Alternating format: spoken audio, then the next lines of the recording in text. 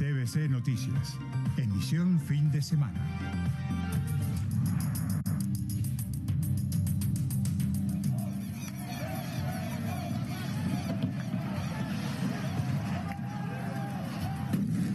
Atención, cientos de simpatizantes del expresidente Jair Bolsonaro se tomaron las instalaciones del Congreso brasileño, el Tribunal Supremo y el Palacio de Planalto en la capital Brasilia. Las autoridades ya retomaron el control, pero siguen rodeando las instalaciones para evitar nuevos ataques. Lula da Silva calificó la agresión como un posible golpe de Estado y los presidentes latinoamericanos se solidarizaron con el mandatario. Povo de Deus, olha que cena mais linda! Olha que cena mais linda, gente!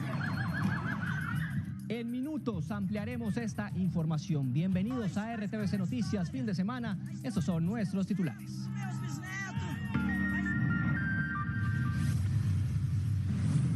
Suspenden órdenes de captura de 3 integrantes de disidencias de las FARC. Solicitud fue expedida por el presidente Petro.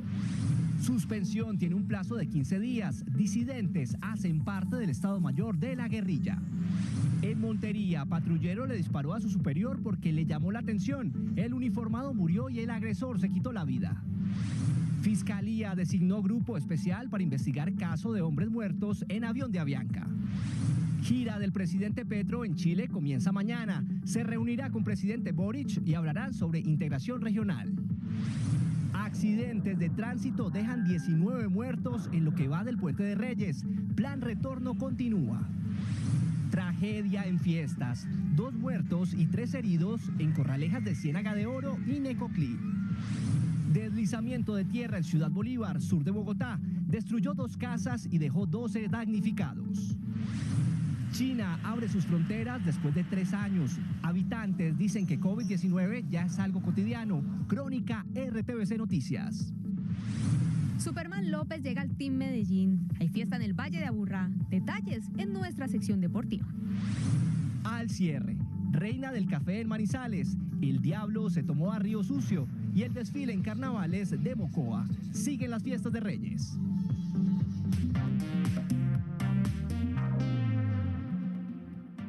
Mucha atención a esta hora en RTVC Noticias. 2 noticias se destacan en el panorama informativo.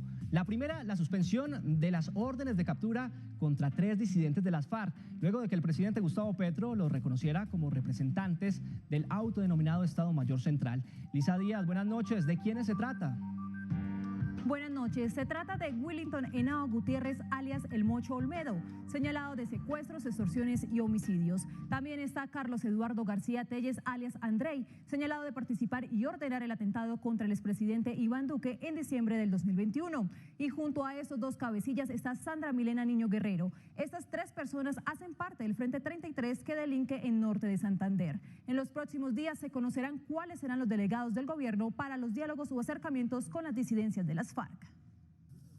La suspensión de las órdenes de captura tienen una vigencia de 15 días. La decisión se conoce previo a esta resolución expedida por el presidente Gustavo Petro. Para desarrollar acercamientos exploratorios y confidenciales para adelantar diálogos y negociaciones y lograr acuerdos con ese grupo armado organizado. Pero ¿a quién cobija esta medida? A Willington Henao Gutiérrez, alias El Mocho Olmedo. Es uno de los cabecillas del Frente 33 de las disidencias que delinque en norte de Santander. A Carlos Eduardo García Telles, alias Andrei, es el segundo cabecilla de ese grupo. Según las autoridades, habría participado y ordenado el atentado contra el expresidente Iván Duque el 25 de diciembre de 2021.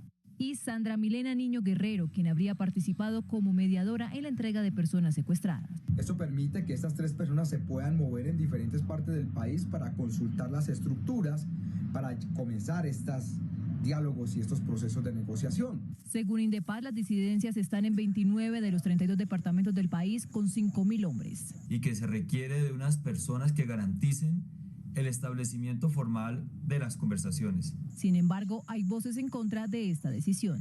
Este es un déjà vu al gobierno Santos, sabiendo cuál será el resultado. A esto fueron a Caracas, a ultimar beneficios que recibirán los narcoasesinos de las FARC. Es de recordar que el Estado Mayor de las disidencias de las FARC se acogió al cese al fuego bilateral.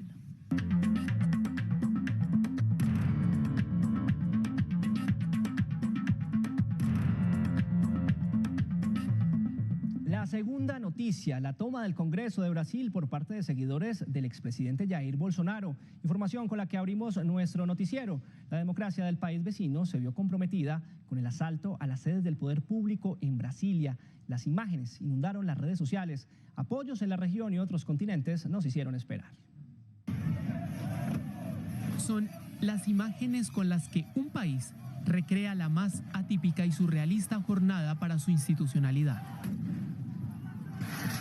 Brasil y el absoluto de los recintos de sus poderes públicos fue tomado por la múltiple y airada presencia de centenares de partidarios del apenas saliente presidente Bolsonaro. Al mejor estilo de sus justas deportivas, esta vez, Planalto, Palacio Presidencial, el Congreso y la Corte Suprema fueron espacio elegido para expresar, bajo este lenguaje, su discrepancia con el regreso al poder de Luiz Inácio Lula da Silva. No hubo barrera ni esquema de seguridad con capacidad de contención a la inevitable ocupación verde-amarela que en tono golpista piden intervención militar para remover del cargo al que apenas lleva 8 días en él.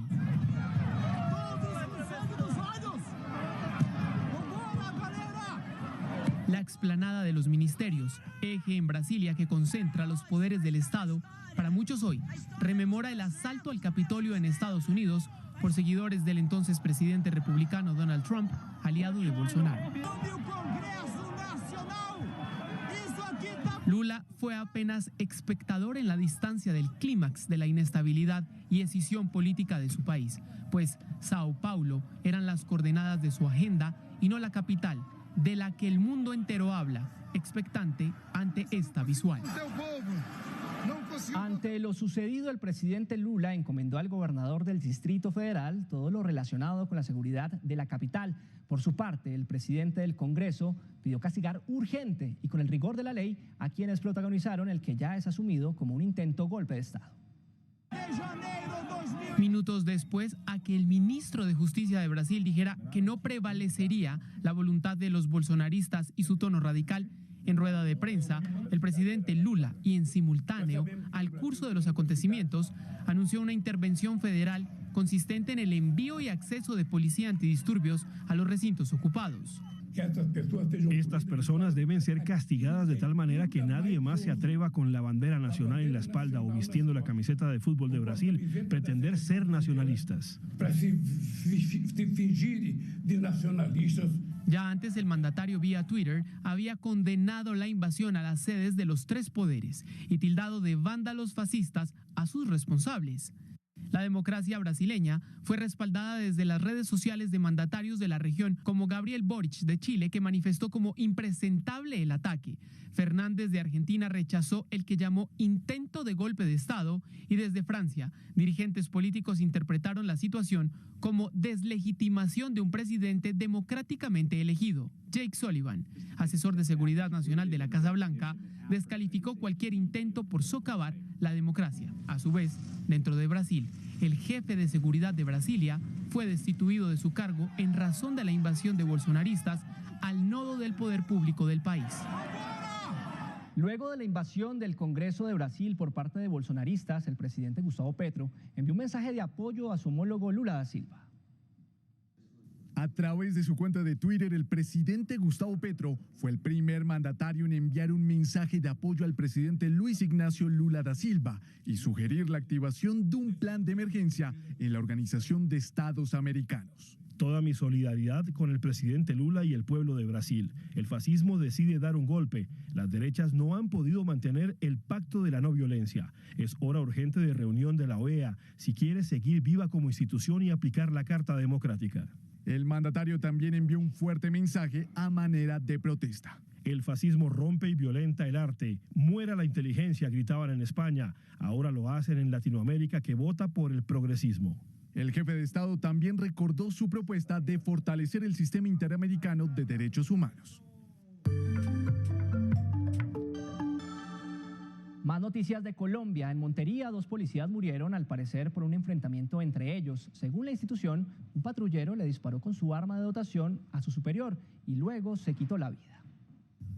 El altercado se dio luego de una formación en la estación de policía de Ciénaga de Oro. Según la institución, el patrullero Bruno Zapa desenfundó su arma de dotación y le disparó al subcomandante de la estación, el intendente César Portillo. Propinándole varios impactos con esa misma arma al señor intendente, ocasionándole la muerte inmediatamente.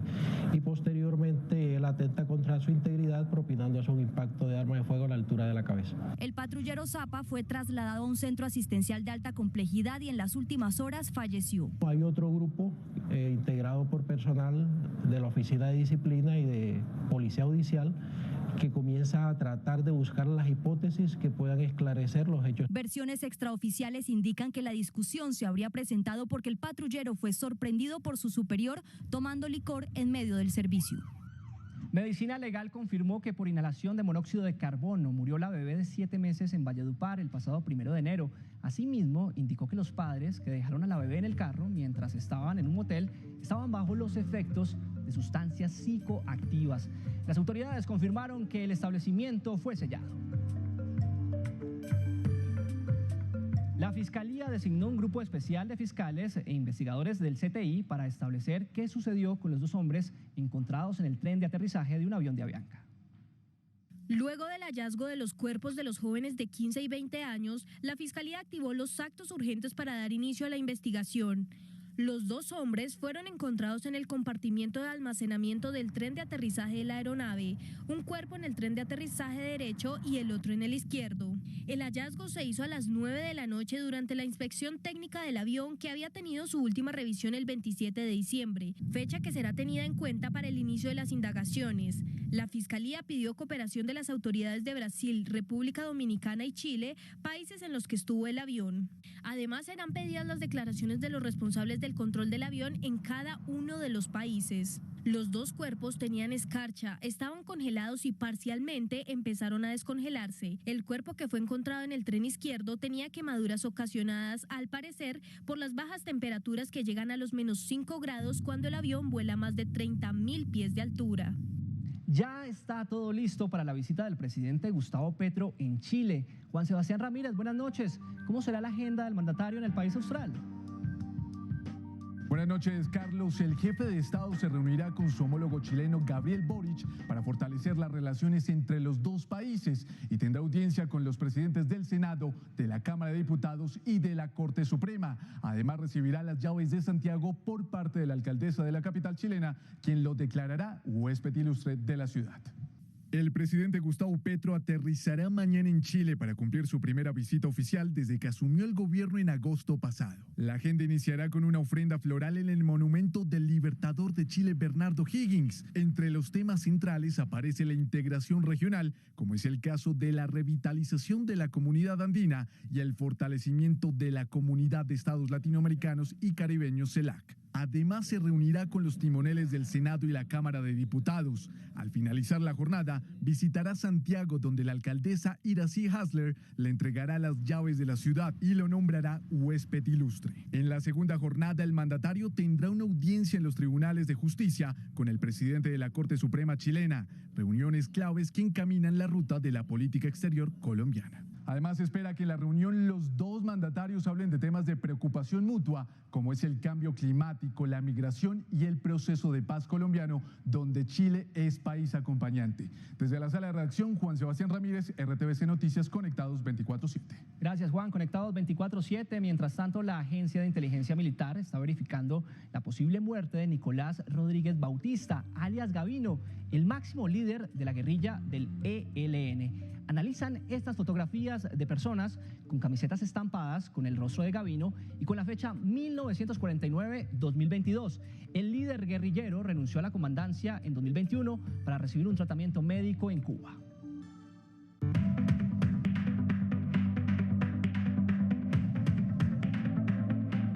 Avanza la movilidad en medio del Puente de Reyes. En las últimas horas, las autoridades de tránsito entregaron el más reciente balance. Luego de un sobrevuelo por Bolívar, el ministro de Transporte aseguró que el balance es positivo.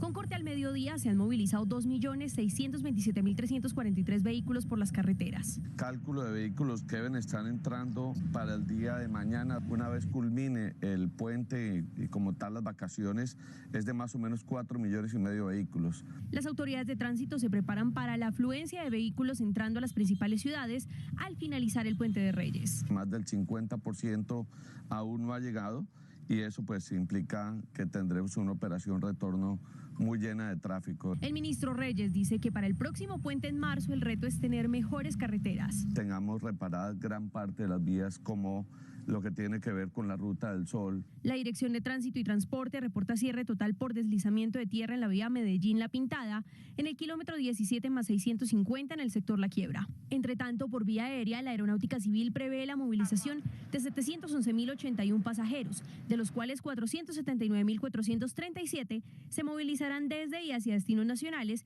y 231.644 a destinos internacionales. No sobra recordar que se debe tener cuidado en las carreteras y sobre todo en estas horas que quedan para regresar a los hogares después del Puente de Reyes. Miren, esta tragedia ocurrió hoy en vías de Santander. La imprudencia de este motociclista terminó con su vida. Intentó cruzar la carretera panamericana entre los corregimientos Yarima y Oponcito y fue embestido por un bus. Otras 2 personas fallecieron en otro accidente en la vía Bucaramanga-Berlín. Y es que 19 personas han perdido la vida en accidentes de tránsito en lo que va de este Puente de Reyes. Según las autoridades, hay hasta el momento una reducción en comparación al año pasado. El reporte más reciente de la Policía de Tránsito indica que en lo que va de puente van 19 muertos en 63 accidentes de tránsito en las carreteras del país. 83 personas resultaron lesionadas. Según las autoridades, en estos días, pero del año pasado, murieron 40 personas. Las causas principales son las fallas mecánicas, exceso de velocidad y adelantar en sitios prohibidos. Es que las licencias de conducción en Colombia se le entregan a cualquier persona que pueda pagarlas. Eso quiere decir que van a manejar sin conocimientos, sin entendimiento de lo que significa ser un actor vial. 1.710 conductores han sido multados estos 3 días, principalmente por no tener la revisión técnico-mecánica, no portar la licencia de conducción ni tener el seguro obligatorio. Prácticamente más de la mitad no registra la revisión técnico-mecánica. Es una falta de cultura en el tema de movilidad en nuestro país. 22 conductores han sido sorprendidos conduciendo bajo efectos del alcohol. Noticias de nuestras regiones. Las Corralejas volvieron a dejar muertes en el país. 2 personas fallecieron en las fiestas de Ciénaga de Oro en Córdoba. Además, 3 personas resultaron heridas en Necoclí, Antioquia. Una de las personas murió al enfrentar a un toro de casi media tonelada. Asistentes grabaron la escena en la cual los cachos del animal impactaron al hombre, quien quedó tendido en la arena. El animal además lo arrastró hasta que otros asistentes salieron en su ayuda. A pesar de ser trasladado de urgencia a un centro asistencial, las heridas fueron letales. La otra pérdida humana ocurrió en medio de una riña en una de las zonas cercanas a la arena. En medio de las peleas, una persona atacó con un arma cortopunzante a la víctima. Segundos más adelante, el agredido trató de sostenerse de una de las carpas del sitio, pero se desplomó, falleciendo de inmediato. En las tradicionales fiestas del Coco, que se realizan en Necoclí, Urabá antioqueño, también hubo corralejas y aunque con restricciones, quedaron 3 personas heridas. 2 personas se salvaron de milagro cuando intentaron atravesar la creciente de una quebrada en la carretera que comunica a Toribío con Caloto, en el Cauca. Rubén Darío Zúñiga, periodista de la Radio Nacional, tiene los detalles.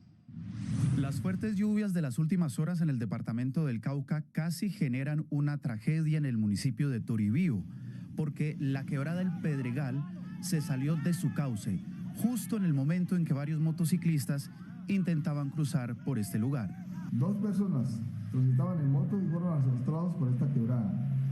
Las 2 personas fueron recuperadas por personas de la zona y llevadas al hospital de Caloto. Las autoridades de Toribío han recomendado a los ciudadanos que no intenten hacer maniobras para cruzar en puntos por donde los cauces de los ríos y quebradas se han desbordado. Radio Nacional de Colombia y RTVC Noticias conectados 24/7.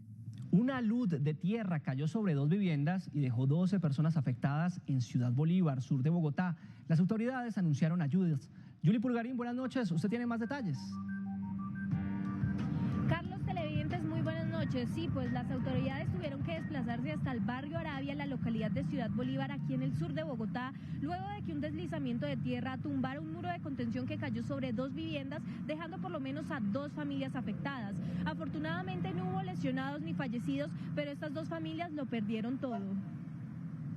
Tatiana y Julie son 2 hermanas que lo perdieron todo. El deslizamiento de tierra cayó sobre sus casas. Se me desbarató el baño, la cocina, todo lo del lavadero, todo lo de la cocina lo perdimos porque todo quedó debajo, la estufa, el cilindro, las ollas. Cuando las lluvias removieron la tierra que cayó sobre la casa de Tatiana, hubo una reacción en cadena. La casa de mi hermana cayó encima de la mía y pues a mí pues yo sí, las camitas sí me quedaron, pero pues lo de la cocina, lo del patio sí no. 12 personas de 2 familias resultaron afectadas. Un apoyo por parte del IDIGER para arriendo de la familia y por parte de Integración Social se logra el apoyo en unas colchonetas, mercado, pijamas y kit de aseo. Las ayudas las recibirán en los próximos días y el subsidio de arriendo solo será por un mes. Tatiana y Julie, madres cabeza de hogar, piden que cualquier persona de buen corazón pueda darles cualquier ayuda que les permita reconstruir su hogar. La Cancillería de Colombia acompaña el caso de una familia huilense en Estados Unidos que pide con urgencia visas humanitarias. La mamá fue diagnosticada con cáncer de estómago y cerebro en etapa terminal. Le dieron un mes de vida y en una carrera contra el tiempo, sus familiares piden que sus padres, que siguen en Colombia, puedan viajar a California antes de que ella muera. El gobierno de los Estados Unidos tiene la última palabra.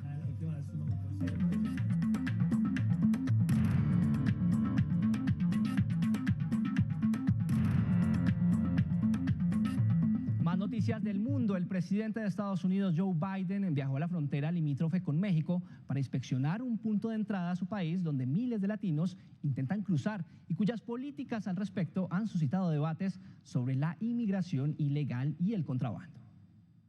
Este es el lugar donde se acumulan miles de realidades.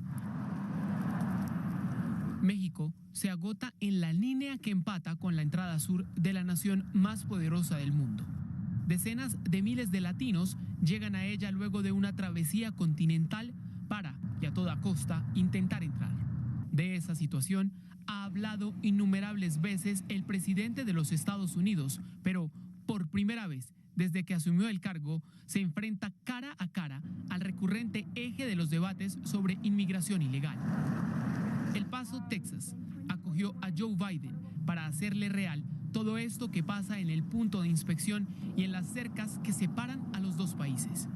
En el puesto de control del Puente de las Américas, el personal uniformado de aduanas y migración ubicado allí fue la voz que narró al mandatario las vivencias, pero desde el lado estadounidense, sobre lo que significa atajar el paso del migrante determinado a llegar a Estados Unidos.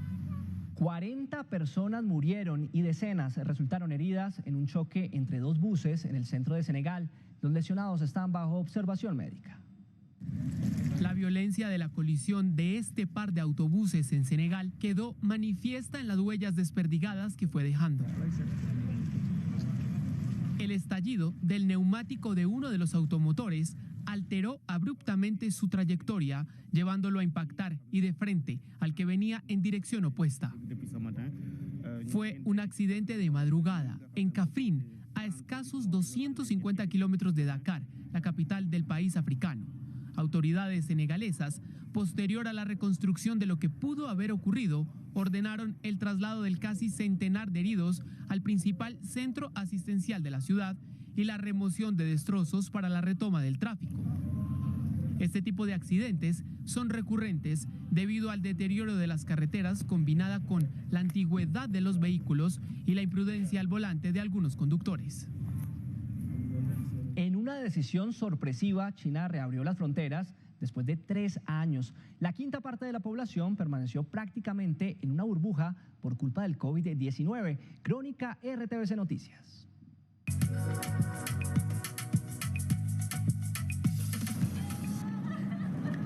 Li Piu lleva 4 años en Canadá sin ver a sus padres.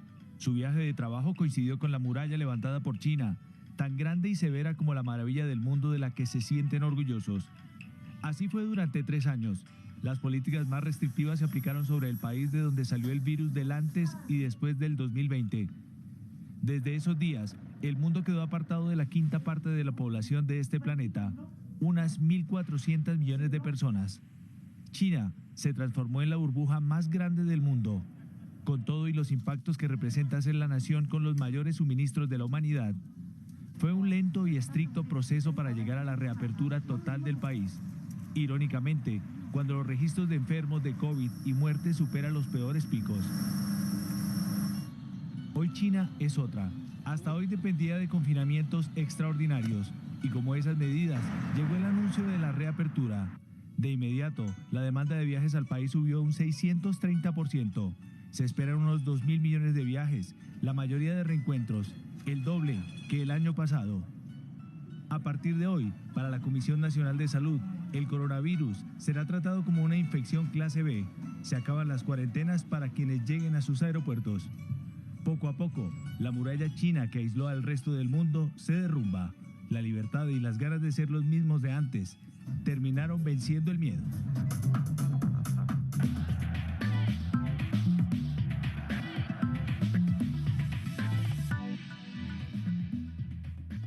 Siete 7:26 de la noche, hora de los deportes con Yuli Torres. Yuli, ¿cuál es el superhéroe que llegará a Medellín? Carlos, muy buenas noches. Bueno, se trata nada más y nada menos que de Superman López. Es precisamente este deportista el que llega al Team Medellín, equipo que confirmó precisamente el arribo del ciclista luego de su salida del Astana Team y la supuesta relación cercana con el doctor Marcos Mainar, involucrado en tráfico de medicamentos. Superman optó por volver a correr en territorio colombiano. Recordemos que López, con 28 años, fue tercero en el Giro de Italia y en la Vuelta a España de 2018. Cambiamos de disciplina deportiva, entramos ahora al mundo del balompié y les contamos que James Rodríguez fue titular en la goleada del Olympiacos al Bolos en la Liga Griega. Por otro lado, Falcao entró al minuto 90 en la derrota 2-1 del Rayo Vallecano ante el Betis. Goles del mundo. Este gol de cabeza fue el primero de los 3 que le dieron la victoria al Genk. Carlos Cuesta se reportó en la remontada ante Brujas, anotó su primer gol de la temporada y el Genk es líder de la Jupiler League. Daniel Muñoz, el otro colombiano, también fue protagonista del partido. En la tercera ronda de la FA Cup, Manchester City, que el jueves le había ganado al Chelsea por Premier League, hoy repitió la dosis, con goles de Riyad Mahrez de tiro libre al 23, Julián Álvarez de penal al minuto 30, Phil Foden en una jugada por banda derecha y un penal más, esta vez en el complemento que cobró Mahrez. Los Citizens eliminaron a los Blues que siguen en crisis. En la Liga Española hay líder solitario. Barcelona ganó con este golazo de Ousmane Dembélé ante el Atlético de Madrid. Así que el equipo de Xavi llegó a 41 unidades, 3 más que el Real Madrid que se ubica segundo. Y en fútbol femenino, Daniela Montoya salió del Junior de Barranquilla y Daniela Arias regresa al América de Cali. En otra noticia les contamos que la Feria de Manizales también tiene su espacio deportivo. Los carritos de balineras son una tradición y desde hace unos 15 años el downhill se toma a los barrios más populares de la ciudad. Disfruten, pero no intenten hacerlo en casa.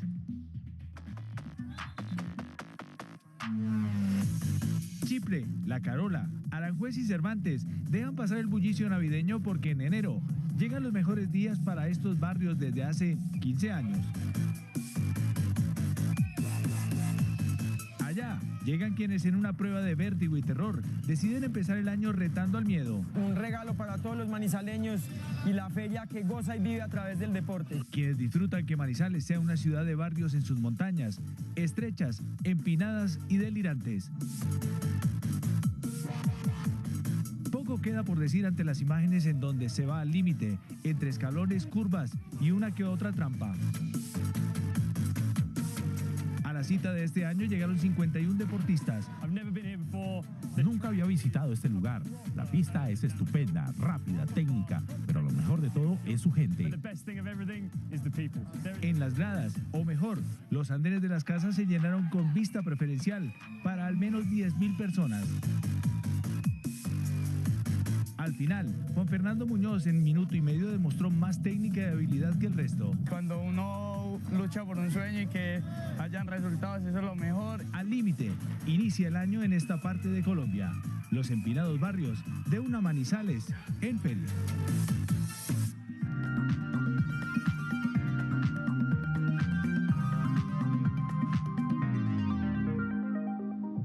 Este puente de Reyes está marcado por diferentes fiestas y ferias en nuestro país. Revisamos algunas de ellas con los periodistas de la Radio Nacional.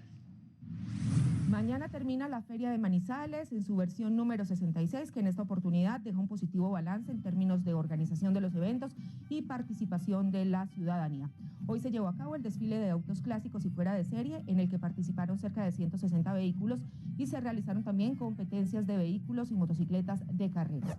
Colombia se quedó con la corona del Reinado Internacional del Café por sexta vez en la historia. La pereirana Isabel Bermúdez Nieto fue elegida en la velada que hace parte de la Feria de Manizales. La nueva monarca del café tendrá la tarea de promocionar este producto en el mundo. Con el tradicional desfile de cuadrillas se cumplió en Río Sucio, Caldas, el tercer día de carnaval, que luego de la entrada del Diablo la noche anterior, registra una participación de 32 agrupaciones que con vistosos colores y diferentes temáticas que abordan situaciones particulares del país, recorrieron las principales calles de este municipio, que registra una ocupación de al menos 65.000 personas este fin de semana. El Carnaval Folclórico de Mocoa incluyó la presentación de agrupaciones musicales regionales y nacionales, reinados y desfiles de murgas, comparsas y carrozas. Hasta el 14 de enero se realizará en la vereda La Tebaida del municipio de Mocoa, en el departamento del Putumayo, los festivales del Retorno y del Queso como cierre al Carnaval Folclórico de Mocoa 2023.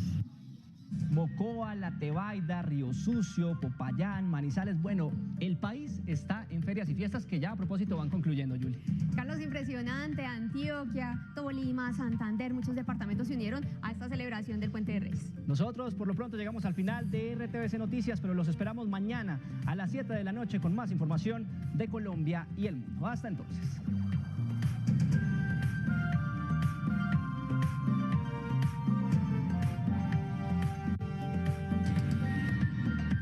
RTVC Noticias, emisión fin de semana.